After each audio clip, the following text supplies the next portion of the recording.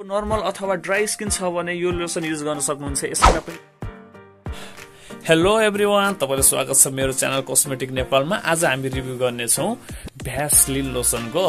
आज यो 100 ml pack वाला नेपाली रुपीज चाहिँ 135 छ है। आज हामी यसको फाइदा अनि बेफाइदाहरु रिभ्यू गर्ने छौं। ल अब हामी चाहिँ भिडियोमा जोडिने छौं। यहाँ देख्न सक्नुहुन्छ तपाईले यो मसँग चाहिँ एउटा ट्युबमा छ अनि एउटा यो 200 ml प्याकमा अनि यो चाहिँ मसँग 100 ml प्याकमा तीनटा आइटमहरु छ। यो देख्न सक्नुहुन्छ। आज चाहिँ म यो यसको फाइदाहरुको कुरा गर्दाखेरि यो लोसन ड्राई स्किनको वालाको लागि धेरै नै इफेक्टिभ हुन्छ। ड्राई स्किन वाला भन्नाले तपाईको यदि सुक्खा स्किन छ भने चाहिँ त्यो स्किन भएकोलाई चाहिँ धेरै नै छिटो काम गर्छ यसले। अनि यसको रेगुलर युजले तपाईको छाला धेरै नै सफ्ट र स्मुथ बनाउँछ है, नरम र कङ्गुरो टाइपको बनाउँछ। अनि त्यसपछि यदि तपाईले ड्राई स्किन छ भने यो एकफेर युज गर्नु होला। यदि तपाईको ड्राई स्किन सुक्खा स्किन छ भने चाहिँ एकफेर यो तपाईले युज गर्न पर्ने नै हुनेछ।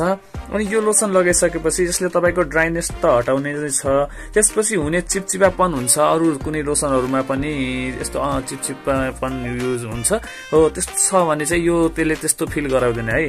यो लोसनको लागि त फाइदाजनक कुरा हो। यदि चिसो समयमा तपाईको सुक्खा स्किनमा अलि छिटो फुट्ने हुने भएकाले चिसो समयमा हाम्रो छाला फुट्ने अनि सुक्खा हुने हुँदा यो विन्टर सिजनमा प्रयोग गर्न सक्नुहुन्छ। यसले तपाईको स्किन डिप मोइस्चर प्रोभाइड गर्दछ अनि तपाईको छालालाई धेरै नै हेल्दी एन्ड ग्लोइङ बनाउँदछ। यो हुन् यसका फाइदाहरु। यो चिसो समयमा अलि धेरैको है नफुट्ने मान्छेहरुको पनि चिसो समयमा छाला फुट्ने भएकाले यो लोसन युज गर्न सक्नुहुन्छ। चिसोमा धेरै जसो युजै हुन्छ यो। अनि यसले तपाईको छालालाई हेल्दी एन्ड ग्लोइङ बनाउँदछ। कस्तो स्किन भएकाले यो लोसन युज गर्ने त देख्न सक्नुहुन्छ। यदि तपाईको नर्मल अथवा ड्राई स्किन छ भने यो लोसन युज गर्न सक्नुहुन्छ। यसैमा पनि लेखेको छ ड्राई स्किन भनेर यहाँ देख्न सक्नुहुन्छ। यदि तपाईको स्किन ओइली टाइपमा छ भने तपाईलाई यसले केही समस्या पुर्याउन सक्छ, किनकि यसले तपाईको छाला झन ओइली बनाउन सक्छ। यदि तपाईको ओइली स्किन टाइपमा छ भने चाहिँ त्यो ओइली स्किन टाइपले चाहिँ अलि कम युज गर्नु होला।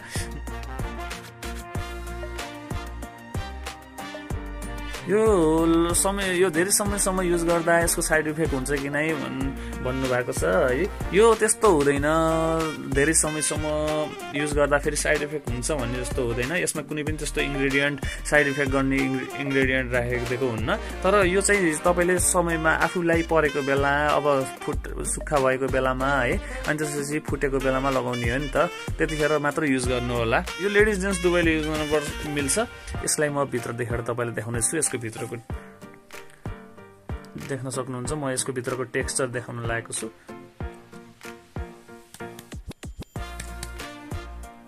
यो देख्न सक्नुहुन्छ। यसको भित्रको टेक्सचर व्हाइट कलरमा हुन्छ। यो चाहिँ लगाउँदा राम्रो नै हुन्छ। ल आजको लागि है यतिकै नै भनेर म बिदा हुन चाहन्छु। ओके एभ्रीवन, आजको लागि भिडियो यति नै है। यदि भिडियो राम्रो लाग्यो भने लाइक शेयर अनि सब्स्क्राइब गरिदिनु होला। अनि कमेन्ट गर्न सक्नुहुन्छ के को रिभ्यू लिएर आउँ है, यसले फाइदा बेफाइदा के गर्छ, म त्यसको बारेमा भिडियो बनाउने छु। यदि मेरो च्यानलमा नयाँ आउनुभएको छ भने लाइक शेयर अनि सब्स्क्राइब गरिदिनु होला। ओके बाई, अर्को भिडियोमा म भेटौँला।